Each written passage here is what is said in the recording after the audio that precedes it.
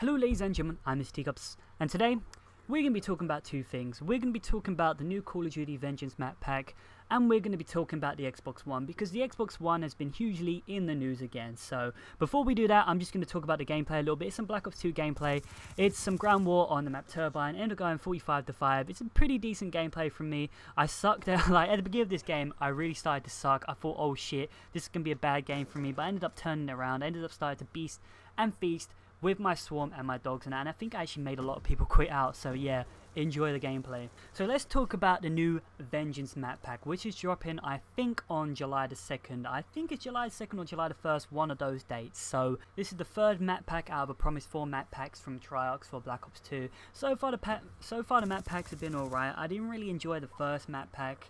I didn't really enjoy the multiplayer maps. I didn't really like Die Rise either, but the second map pack in my opinion was better. I thought the maps were of a better quality, and I really liked Mob of the Dead.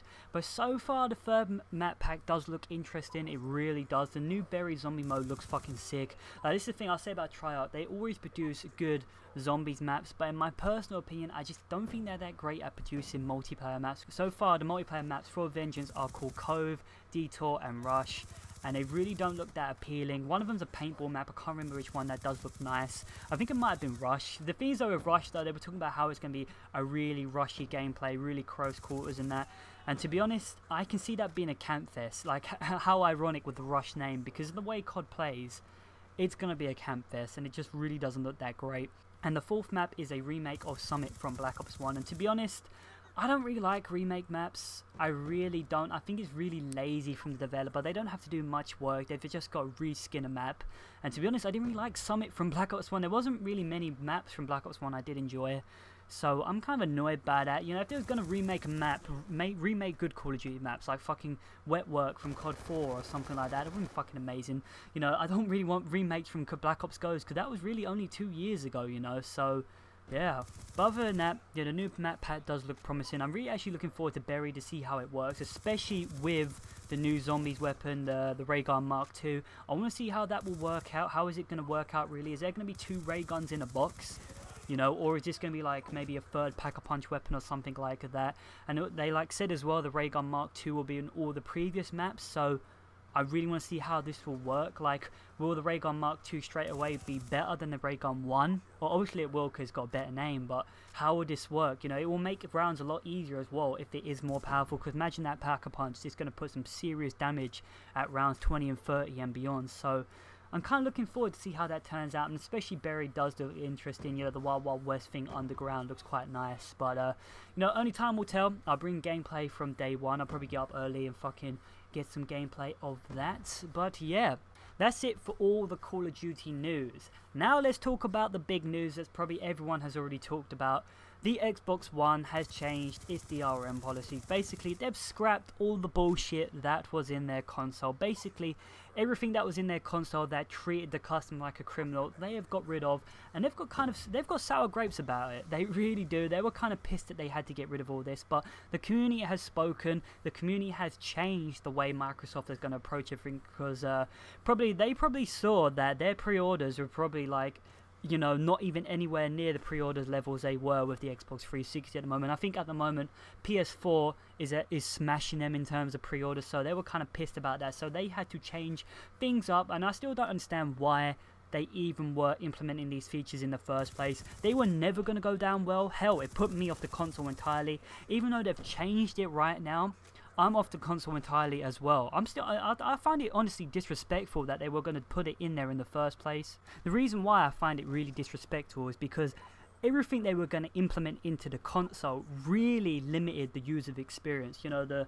constant daily logins, the used game fees, you know, the lending restrictions and all that. It really restricted a user's experience of the console, and I really don't know why they had that in the console to begin with.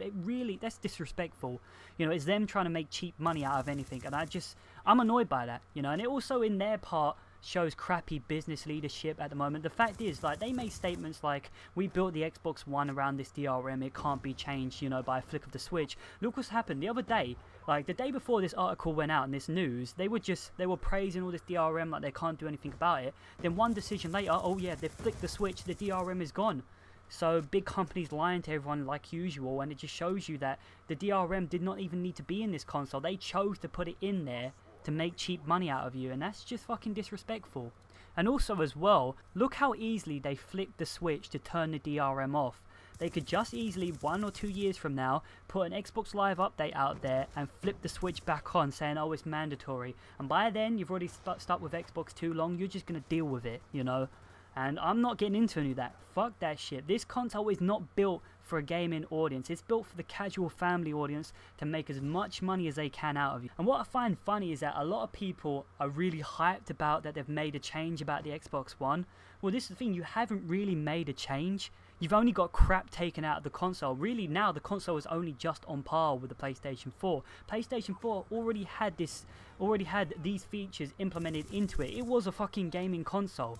You've now got an Xbox One as a gaming console, but you've had to go through so much effort complaining to basically get the crap taken away from you. You know, it's quite hard to phrase it, but you get what I mean. And still, at the end of the day, the Xbox One doesn't have many advantages over the PS4 for me. It's still more expensive, it's still got inferior technology. I think Live is still going to be more expensive than PlayStation Plus. The only thing, as I said before, that I want from the Xbox One is Dead Rising 3.